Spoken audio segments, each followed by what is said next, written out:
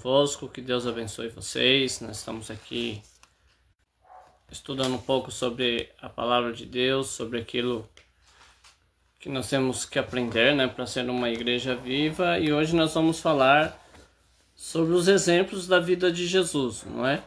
E aí ontem nós terminamos falando do batismo, que ele cumpriu toda a justiça, que houve um tempo para que ele pudesse assumir, né, o ministério.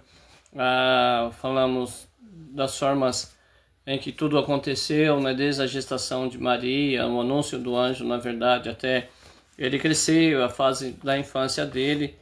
A gente não tem muita informação desse período e eu procurei me deter ao que a Bíblia diz. Mas no capítulo 4 de Jesus, de Mateus, nós estamos usando por base Mateus, tá? Podemos depois ler outros textos, mas por base Mateus. A gente vai perceber que Jesus, ele é batizado, não é? E ele não sai para fazer a obra, não é? Ele vai ter um teste final, vamos dizer assim. A Bíblia diz que ele foi conduzido pelo Espírito para ser tentado por um demônio, né? Naquela tradução de estudo que eu uso, ela diz assim: Jesus, impulsionado pelo Espírito Santo, foi ao deserto e ali foi tentado pelo demônio. O Espírito Santo deu assim a Jesus, como homem, a oportunidade de se revelar quanto era sincera a sua vontade e quanto era pura a sua intenção de amar a Deus acima de tudo. Olha que observação aqui, né? A tentação, ela serve para a gente mostrar se o nosso desejo de servir a Deus ele é puro, se é verdadeiro, né? Se as nossas intenções de amar a Deus estão acima de tudo de verdade. E a primeira tentação que nós vamos ver, no verso 3, diz assim: o demônio então se aproximou-se de Jesus e lhe disse: se o Senhor é mesmo o Filho de Deus, ordene a essas pedras que se transformem em pão.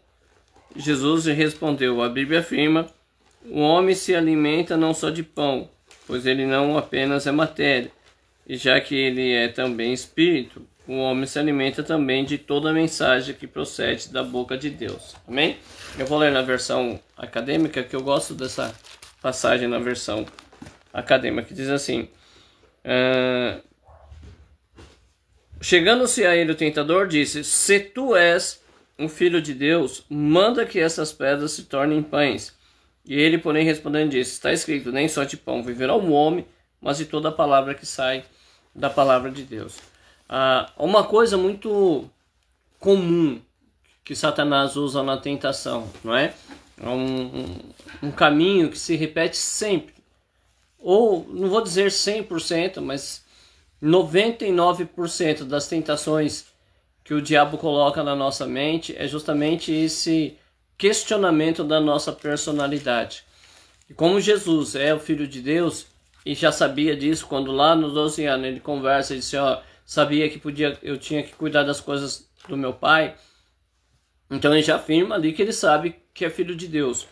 Então o que Satanás faz primeiro? Antes de oferecer alguma coisa, diz assim: ó, se tu és o Filho de Deus, né? Então imagine isso.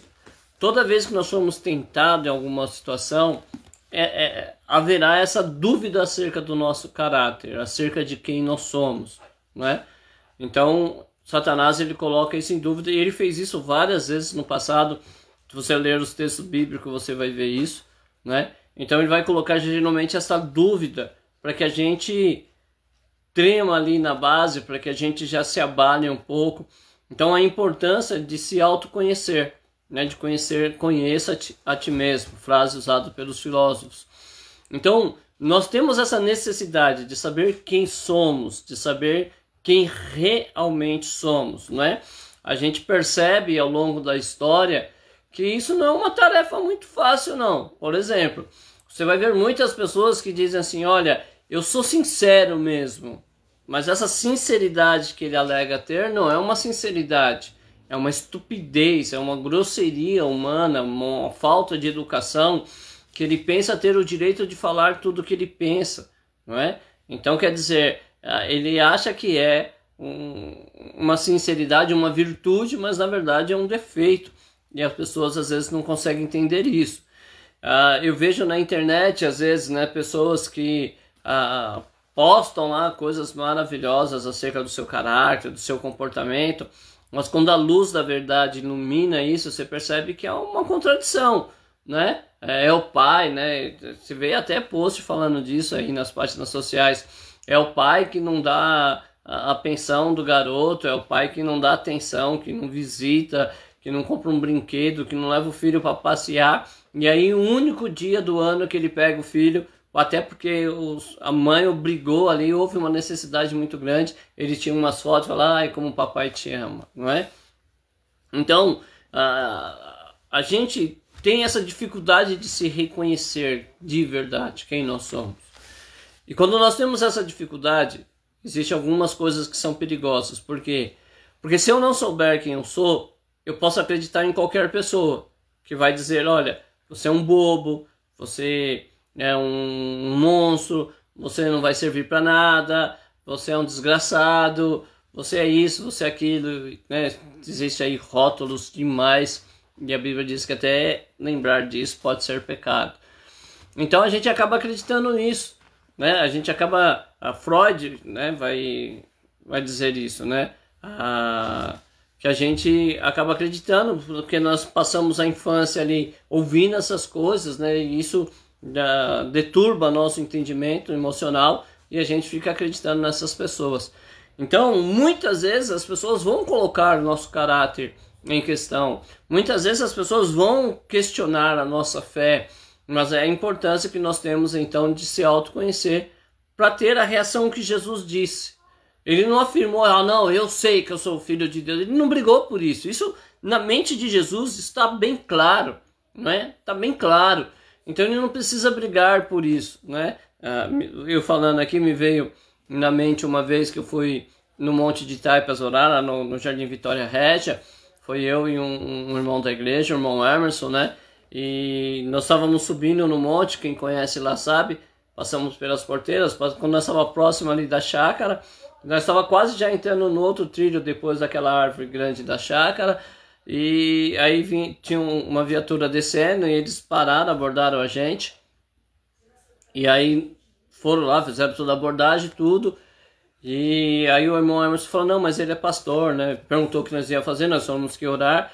E o irmão Emerson falou, não, ele é pastor. E aí ele pegou a lanterna, colocou no meu rosto assim. E aí ele olhou assim, mas você não tem cara de pastor. Eu disse, mas eu sou. Não é? Não tenho cara, mas eu sou.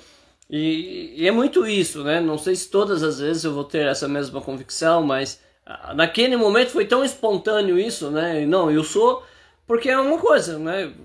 As pessoas podem criticar qualquer coisa, não pode tirar uma coisa que já é minha, né? Eu sou um pastor, isso não tenho o que fazer. Depois, se colocar algum outro adjetivo é uma outra questão. No momento, ninguém pode alegar isso, até porque a unção e a vocação são sem arrependimento. Então, quem é você? Primeira coisa, você quer ser um cristão verdadeiro? Quem é você de verdade? Quem é você longe das pessoas? Quem é você longe dos olhos atentos, das câmeras? Quem é você longe da tela do seu celular? Quem é você longe dos posts que você posta? Quem é você longe dos personagens que você interpreta? Não é? Quem é você de fato? Quando na noite escura está você e você mesmo no seu quarto. Quem é você? Você é o crente que tem um devocional na sua intimidade com Deus, que você deita, que você faz uma oração, que você procura se achegar a Deus, você quando está na sua intimidade, que ninguém está vendo, que ninguém pode te julgar, né? Quem é você de verdade? Porque o diabo, para tentar Jesus, ele tem que colocar isso em dúvida na cabeça de Jesus, ele tenta fazer isso, não é? E agora, quando você sabe quem você é, você consegue retrucar a isso. Um outro perigo de você não se autoconhecer é você ficar tentando se identificar em outras personalidades, que são os personagens que a gente se interpreta. Eu lembro que quando eu era jovem, havia uma banda, tinha uma música que falava assim, nunca mais eu ouço você, nunca mais eu caio do beliche, e eu vou juntar tudo para ser o hippie, o punk e o ratiniche. E aí ele vai explicar, né, essas 3 colocações de personalidade que fizeram sucesso em algum tempo da sociedade, e que as pessoas dizem, você tem que ser assim, você tem que vestir cabelo preto, roupa preta, você tem que deixar cabelo comprido. A própria igreja, né, ela tenta ter um controle muito disso, não é? Hoje eu não me sinto mais acusado, na verdade eu nunca me senti, né? No começo talvez da minha fé, sim, por conta do gosto que eu tenho de deixar o meu cabelo um pouco acrescido, por causa do jeito de eu me vestir. Eu respeito qualquer tradição, eu respeito qualquer igreja, então se eu for convidado para ir numa igreja, na verdade quase sempre que eu sou convidado para ir para a igreja, aí eu vou vestido social pela tradição, que é um respeito, então eu tenho que respeitar isso, eu não posso usar da minha liberdade para entristecer nenhum irmão. Mas se você me ver no meu cotidiano, geralmente é camiseta e jeans, e é isso que eu sou, não é? Então eu tenho isso, as pessoas às vezes falam, mas pastor vai pregar, fala de filme, fala de música. Jesus falava de agricultura, falava de ovelha, de boi, falava de milho, falava de trigo. Então cada um tem o seu jeito de ser, não é? E às vezes a gente não se assume e fica sendo modelado aí pelas modas que vêm, não é? Então tem gente que depois vai fazer um bigodinho na cabeça, como um jogador famoso, né? Eu, quando era na minha fase de adolescente para jovem, eu usava moicano, mas naquela época usar moicano, você era abordado pelo policial, o policial queria te bater até, né? Dava os esculachos lá, por conta disso. Depois virou moda, né? Alguém famoso colocou lá e virou moda. Mas as pessoas ficam ditando hoje, né? Eu até me lembro, esses dias eu estava conversando com o Rodrigo, um amigo meu, de trabalho meu, e eu estava lembrando que uma vez eu assisti um episódio de um desenho, né? Acho que é As Espiãs, e um desenho infantil, que não, eu acho que não deveria abordar esse tema, né? E a menina lá, uma das espiãs, ela tá entristecida e ela tá mentindo para todo mundo que já namorou e já teve um relacionamento sexual, porque na escola ali que ela frequenta é uma coisa errada ser puro, né? E ela, para não ser pura, para ela não se sentir envergonhada diante das amigas, ela mente dizendo que é impura. Então é uma coisa muito doida que acontece. E por que é isso? Porque não se conhece, ou se conhece às vezes e não se ama, não se respeita. Então às vezes a gente para de fazer alguma coisa ou começa a fazer alguma coisa só para agradar os outros, não é? Acontece muito isso na nossa mocidade, né? Por exemplo, o pessoal que, não todos, tá? Não estou dizendo que é todos isso, mas a grande maioria das pessoas que começam a beber, a fumar ou a usar entorpecente, na verdade o caminho é esse, porque tem um grupo de amigos e aí os amigos começam a fazer isso. Mas ninguém forçou. Não, ninguém forçou. Mas você queria estar entre eles e eles tinham aqueles hábitos. Você assumiu esses hábitos mesmo, né, você não querendo. E quantas vezes as pessoas falam, eu vou parar. Mas aí vai para o lugar da convivência e acabam se envolvendo de novo. Por quê? Porque querem agradar aquelas pessoas, né? Amam, querem bem e querem agradar. Mas acabam se desagradando.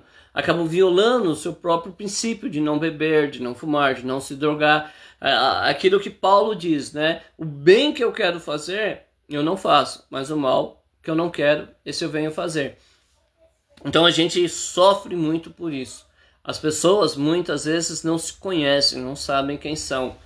E aí, só para mim já entrar nas tentações, existe um desenho, tá vendo? Não tem jeito, eu vou falar de música, eu vou falar de filme, eu vou falar dessas coisas. Chama Kung Fu Panda. O Kung Fu Panda, o número 1, ele é uma história de uma coisa impossível, né? Tem lá os animais que lutam Kung Fu, que treinam tudo, e tem um urso panda, por isso o nome Kung Fu Panda. Um urso panda que está com sobrepeso, que não tem habilidades, que não tem a coordenação motora. E aí, no enredo do filme, existe um pergaminho que contém o grande segredo, que transforma, quem descobre esse grande segredo, se transforma no grande guerreiro da história lá. E eles lutam, né? Depois tem acho que é Tainone, o nome do tigre lá, que é habilidoso, é um grande lutador.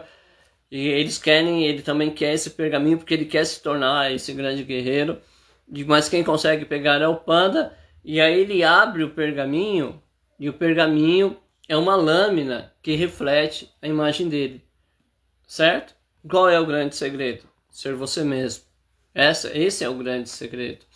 Você é dotado de habilidades que só você tem. Você é dotado de sonhos. Você é capaz de fazer projetos que ninguém mais consegue. Só você. Mas para isso acontecer, para isso se tornar realidade, você tem que dar essa mergulhada dentro de si e se achar lá dentro, né? E para que você, a sua essência, você de verdade, né? Depois de todos esses personagens jogados fora, ele possa te mostrar qual é o seu sonho, qual é o seu desejo, não é? A sociedade brasileira, eu acho que a sociedade de um mundo geral, né? No mundo geral, os pais muitas vezes eles não conseguem realizar seus sonhos e eles depositam nos filhos a responsabilidade disso. Então isso também às vezes acarreta e às vezes a gente não quer. Por isso que é muito comum no Brasil um garoto entrar na faculdade e depois do primeiro semestre ele descobrir que não é aquilo que ele quer. Ele fazia por uma outra concepção, mas não é aquilo que ele deseja mesmo. Então se conheça, se ame e se respeite. Amém? E aí ele diz assim, olha, se você tem fome, ordene as pedras que se tornem pão. Os historiadores dizem, né, eu não sei se você sabe, os pães lá, né, do Oriente não é pão como o francês que a gente come aqui na maioria das vezes no Brasil, né? Ele tem um outro tipo de formato, ele é preparado de uma outra maneira, dizem que parece muito com uma pedra. Então o diabo diz a ele, ó, se é filho de Deus, ordena as pedras que virem pão e come, mata a sua fome. Porque ele vai colocar a questão da necessidade, né? Ó, você tem uma necessidade, vai e faz. É isso, é simples, né? Você acha que Deus não quer que você seja feliz? Você acha que Deus quer que você sofra? E geralmente é os argumentos que ele usa, certo? Então, quando Jesus lá em Mateus 16 vai falar que para quem quer ir após ele deve negar a si mesmo, ele passou por isso aqui. Por quê? Porque ele tinha fome. E ele tinha poder para transformar as pedras em pão. Mas se ele faz aquilo segundo a palavra de Satanás, ele estaria perdendo, né? Ele estaria servir a quem vence o vencedor. Ele estaria perdendo o combate e passaria a servir ao diabo, certo? Então, como que o diabo usa isso em nós nos dias de hoje? Você tem uma necessidade? Faça, né? Você tem um desejo? Realize. É você. Ah, mas Deus não quer isso para você. Deus, não, imagina. Deus quer que você seja feliz.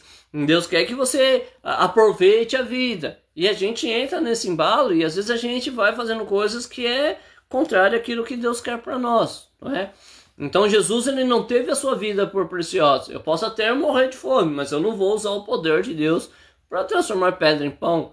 Não é? Não vou obedecer o diabo, não vou ceder a essa tentação. Às vezes a gente é tentado.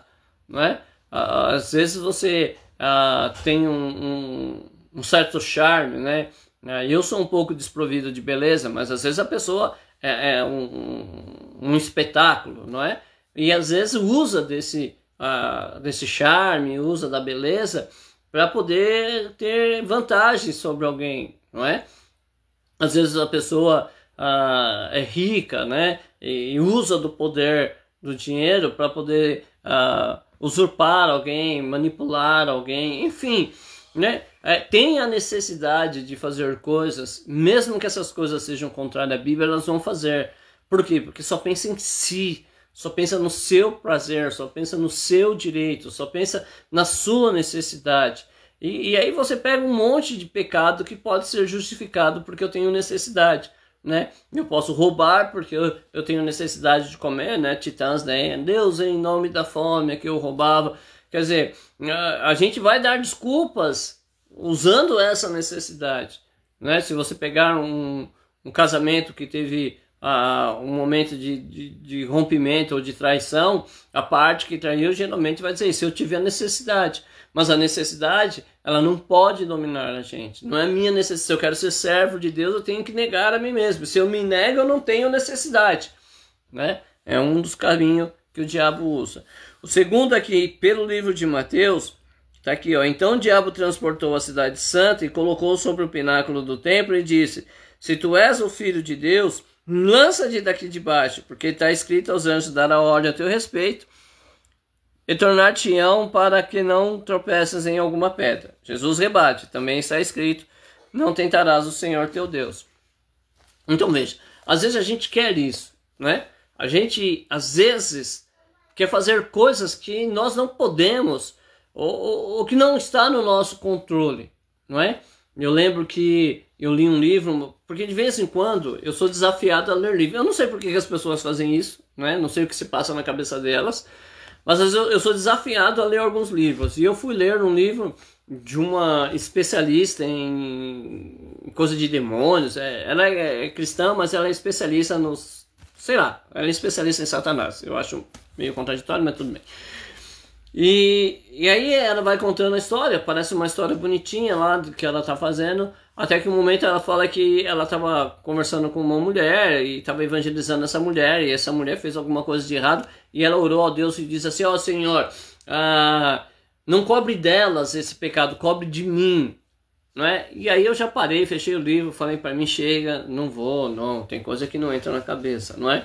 Por quê? Porque eu não posso pagar pelo pecado de ninguém. Não posso pagar pelos pecados da minha esposa, não posso pagar pelos pecados da minha mãe, não posso pagar pelos pecados dos meus irmãos, nem dos meus filhos, nem de ninguém. Eu não posso pagar pelos meus pecados. Não posso, não é? Quando às vezes vê, devo estar pagando pelo pecado. Não, ninguém paga pelos seus pecados. Se você pagou e não se arrependeu, se você pecou e não se arrependeu, você não vai pagar por isso. Você vai para o inferno, não é? Então você não vai pagar, não tem jeito. Agora, se você se arrepender, o preço da sua transgressão foi pago por Jesus na cruz.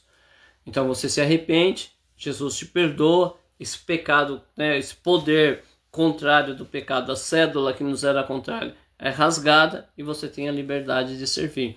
Mas não vai querer fazer isso, né? A Bíblia diz assim, foge da aparência do mal. É fugir. Mas a gente acha, não, eu vou lá, vou fazer e não vai dar nada, porque eu sou melhor, né? A Bíblia diz assim, olha, eu estou convosco enquanto vós estiverdes comigo, e se me buscardes, me achareis. Se vós me deixares, eu também vos deixarei. E aí as pessoas que às vezes querem romper no relacionamento, mudar de igreja, sei lá, mudar de trabalho, e a gente quer segurar ali porque a gente acha que por nós elas vão ser felizes. Então tem coisa que não depende de você. Não queira ser especial, não queira dar o espetáculo, ser a peça central, né? O ator principal do espetáculo. Deixe que Cristo seja isso. A gente tem que só fazer o que Ele mandou. Há muito tempo atrás, quando eu comecei no ministério de pregação e que fui ordenado, né? Primeiro separado para diácono, fui cooperador, depois separado para diácono, eu achava que eu poderia criar sistema para salvar no mundo. Né? Eu não posso. E aí eu descobri e me convenci, eu já sabia, mas eu me convenci de que eu fui chamado para pregar, quer ouçam, quer deixam de ouvir. Então eu não tenho mais aquela pretensão de que a minha pregação salvará ninguém. Não tenho isso, até porque Jesus comprou as almas e é dele. Não é? Então não é minha, nunca. Ganhei tantas almas para Jesus. Se foi lá, fiz uma pregação, a igreja está orando há 1 ano antes de você aparecer lá, evangelizando, ajudando, fazendo visita. Aí você vai lá, prega, a pessoa aceita Jesus, foi você que ganhou. Muita prepotência isso, né? É isso que o diabo quer fazer. Que você seja o ator principal do show, e nós não somos. E Jesus sabia disso, não é? É por isso que as pessoas se acham demais, se acham importante demais, julgam ser o que não são, não é? As pessoas ostentam os seus talentos como se fosse uma coisa que elas tivessem. Tem crente, a coisa mais absurda que eu acho, que tem crente que é capaz de esbravejar de que hoje é um pastor, um pregador, uma cantora, sei lá, qualquer coisa dentro do que eles chamam de obra de Deus, né? Eu não vou chamar, é claro, mas o que eles chamam de obra de Deus, e elas têm a prepotência de dizer que elas são o que são porque pagaram o preço. E eu fico pensando assim, puxa vida, por que eles não vieram falar comigo antes? Eu ia falar para eles que o evangelho é de graça e que o dom é gratuito. A gente não merece isso, gente. Eu não pago o preço, não tem jeito. O dia que eu cair numa loucura, dizer que eu estou pagando preço por alguma coisa, eu acho que eu me enforco, não é? Porque, gente, eu perdi total temor do Senhor. A minha vida é graça, graça. E os dons que possuo são gratuitos. Eu não fiz para merecer. Na verdade, eu nem sabia disso. Eu nunca pensei na minha infância. Não era um plano que eu tinha na minha juventude de ser um pastor, né? Mas eu destruí minha vida. Lancei minha vida lá nos lugares mais obscuros da sociedade. E lá nesse lugar obscuro, o Senhor me achou. Eu sempre comparo isso com o que o salmista disse. O Senhor me achou em meio a um charco horrendo de lodo. E de lá ele me tirou. Eu pedi isso? Eu fiz alguma coisa para sair de lá? Não, eu não tomei a decisão assim. Eu não estava muito louco na cama lá. E acordei e disse assim, não, eu vou ser crente hoje. Peguei tudo que eu possuía, joguei. Não, não foi assim. Eu destruí minha vida enquanto eu pude, enquanto eu tive força, enquanto eu tive dinheiro. Eu fui me destruindo. E aí um dia Deus trilhou um caminho, não é? E a benignidade dele fez com que eu me convertesse, me arrependesse dos pecados. E eu comecei a ir para a igreja. E eu não mudei, não, irmão. Não foi hoje aqui, não. Foi um processo que eu tive que passar, né, de libertação, de transformação, de entendimento. E aí depois me batizei. Depois de batizar, continuei lutando contra algumas coisas que ainda haviam na minha vida, para deixar tudo para que eu pudesse servir ao Senhor, não é? Então, não tem preço. Eu não sou a peça principal de nada, não é? E nem você é, desculpa dizer. Você pode ficar chateado comigo, mas talvez você está se achando aí. Os pessoal tem mania de dizer a última bolacha do pacote, mas não é, filhão. Não é. O mundo existia antes de você e vai existir depois de você. Então você é só um passageiro nesse barco aí. E se eu fosse você, cuidava bem da sua salvação. Então vamos lá. Então é um outro caminho que o diabo vai nos tentar, não é? É esse negócio de querer ser. E aí depois a gente já vai falar sobre isso, se der tempo. Deixa eu conferir o horário, vai dar tempo. A última tentação é o seguinte. Disse, novamente transportou o diabo ao monte muito alto e mostrou-lhe todos os reinos do mundo e a glória deles. Disse, tudo isso te darei, se prostrados me adorares. Então Jesus disse, vai-te, Satanás, porque está escrito, ao Senhor teu Deus adorará e só a ele servirás. Amém?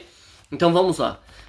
É um outro caminho que o diabo usa muito nos nossos dias para tentar o homem, não é? É essa coisa do poder, Então a gente quer poder, a gente quer ter, a gente quer poder, a gente quer manifestar isso, a gente quer a glória, a gente quer o reino, a gente quer ser rei.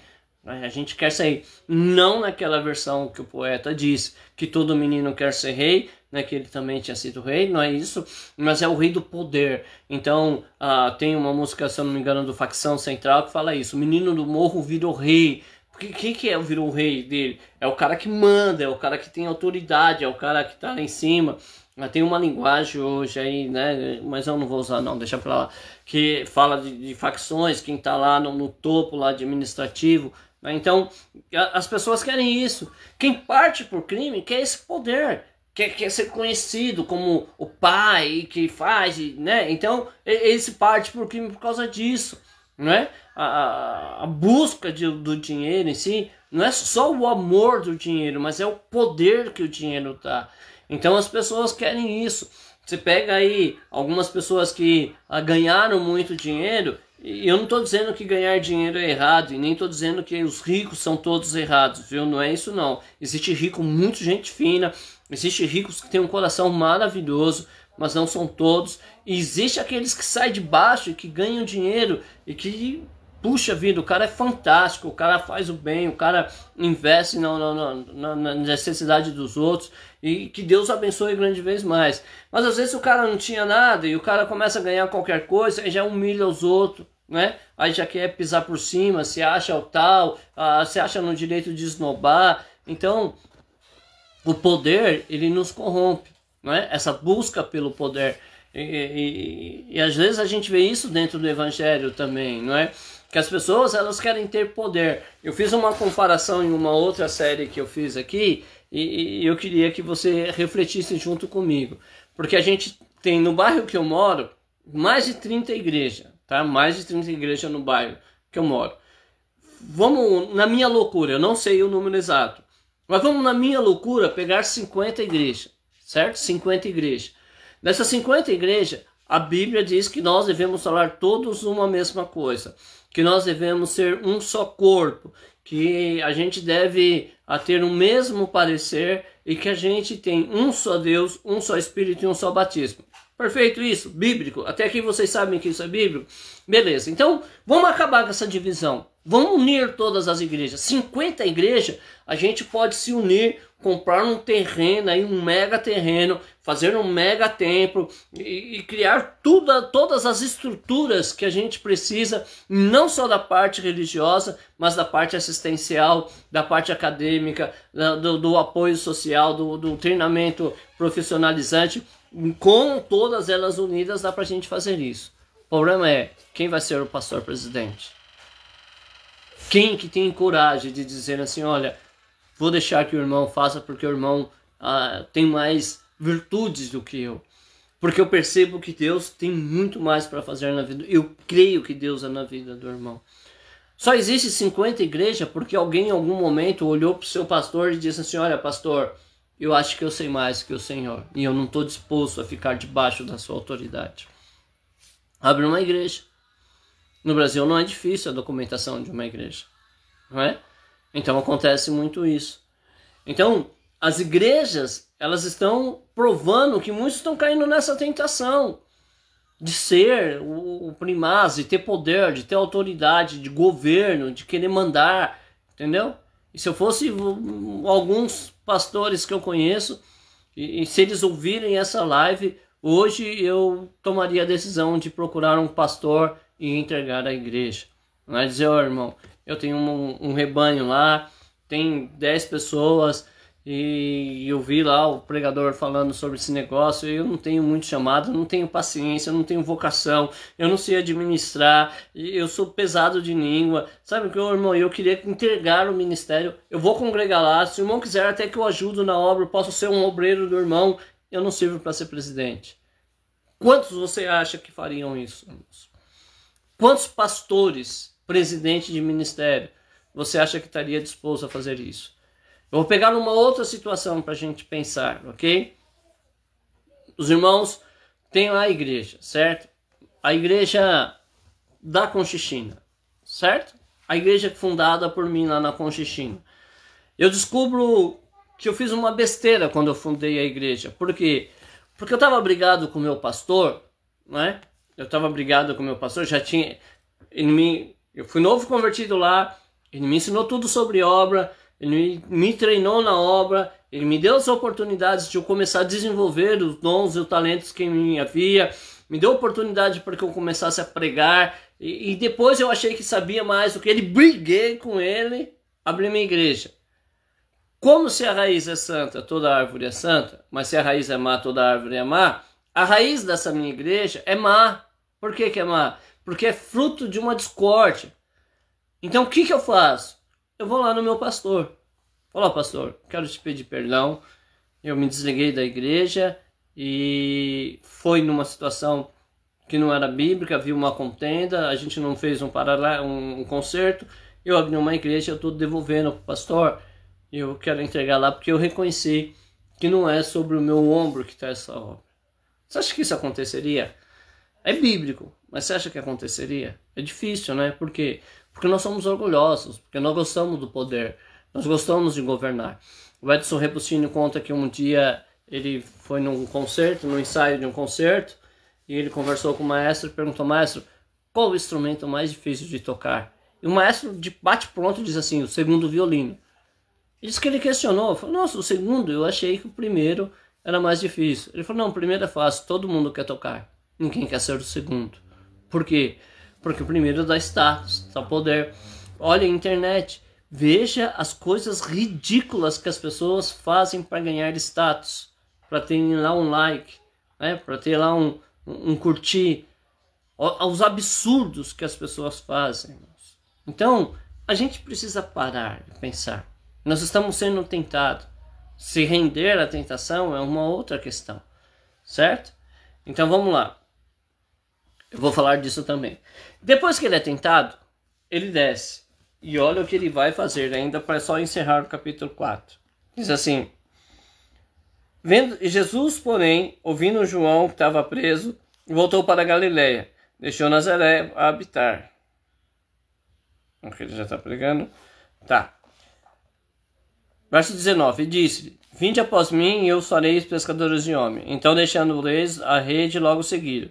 E adiante-se dali viu outros 2 irmãos, Tiago, filho de Zebedeu, e seu irmão João, num barco Zebedeu com seu pai, consertando as redes. Eles deixando imediatamente o barco do pai seguindo. Percorria Jesus toda a Galiléia, nas sinagogas, pregando o evangelho do reino e curando todas as enfermidades e moléstias. Certo? Então ele escolheu 12 discípulos. Então, para começar o ministério, ele escolheu 12 discípulos. E é o que eu falo sempre, irmãos, falo sempre. O maior erro das igrejas pentecostais é não ter suporte, tá? Então, eu acredito que eu sou um pastor, eu abro um trabalho e eu vou governar o trabalho à minha vontade. Vai dar errado isso, só vou ter problema, só vou ter dor de cabeça. Olha que Moisés, o amigo de Deus, com quem Deus falava boca a boca, quando ele estava ali julgando todas as coisas, Deus usou Jetro, seu sogro, e disse: Moisés, você está fazendo loucura, cara. Meu, você fica aí o dia inteiro. Faz o seguinte, reúne aí homens e coloque, ore sobre eles, distribua do seu espírito. E a um você coloca para o chefe de 10, outro de 50, outro de 100, 1000, e as causas difíceis você julga, não é?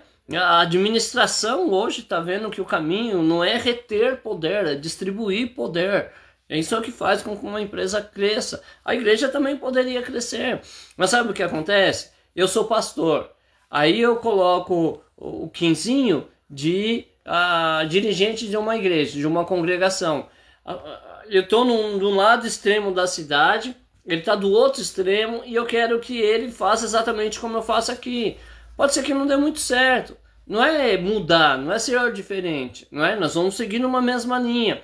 Mas a necessidade dele lá é outra, não é a mesma.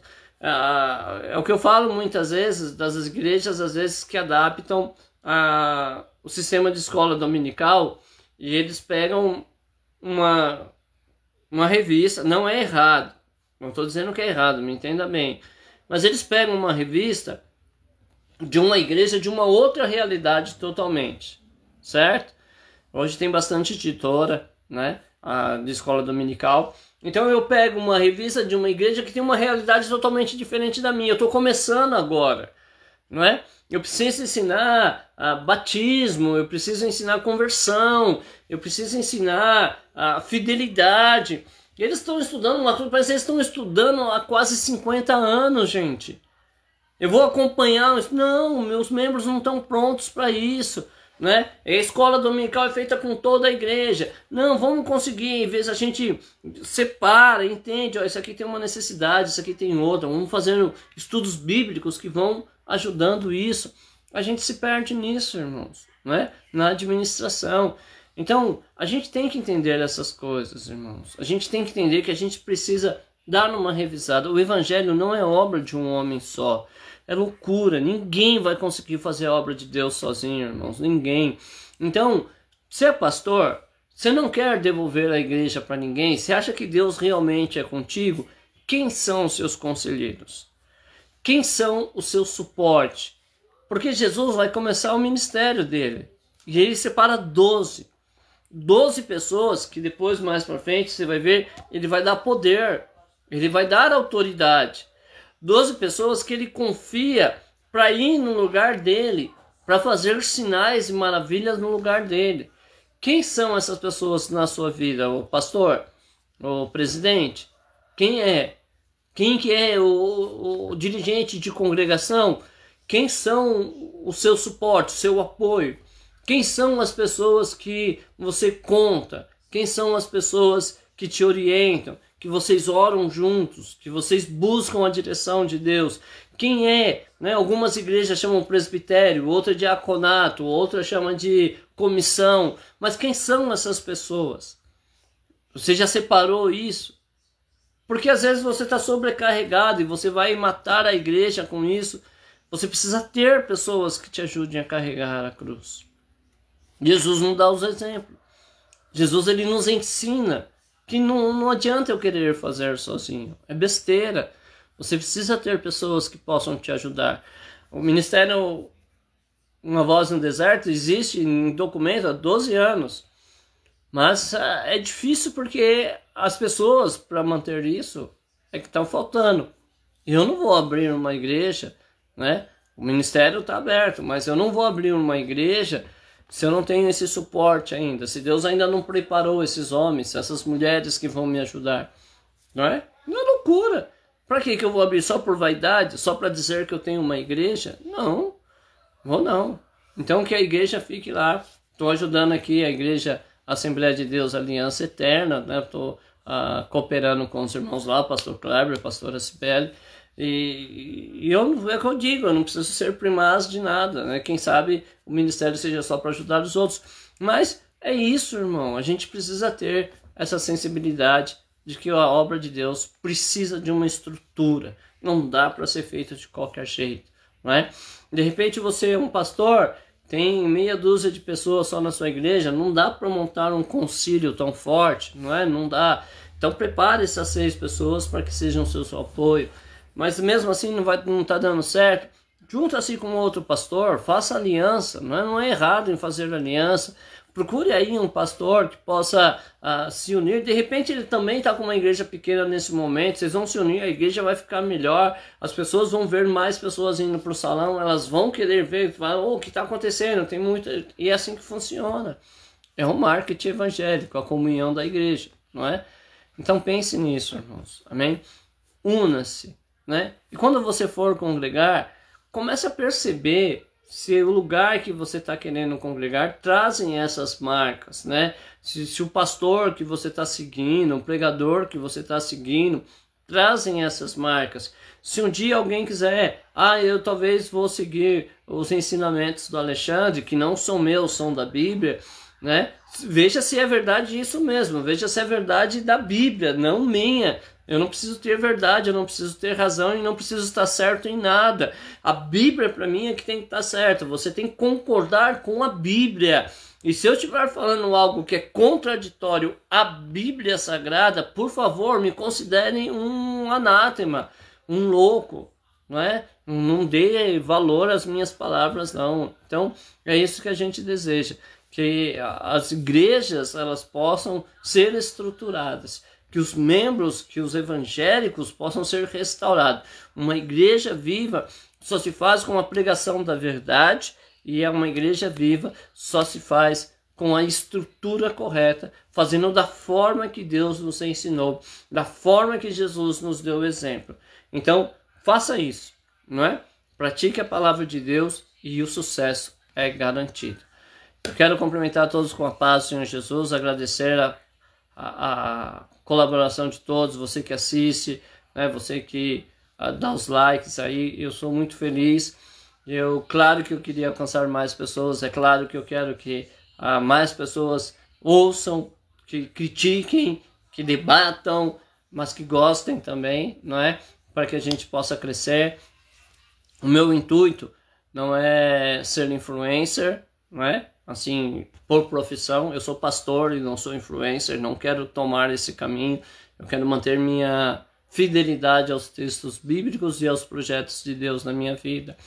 Mas é claro que eu quero alcançar mais pessoas e para isso eu preciso crescer nas plataformas, tá bom? Se você puder me ajudar, dá um like assim no canal, que Deus abençoe sua vida. Compartilhe, se você gostou, conte para alguém, não é? Publique, divulgue, é tudo para o reino de Deus. Deus abençoe.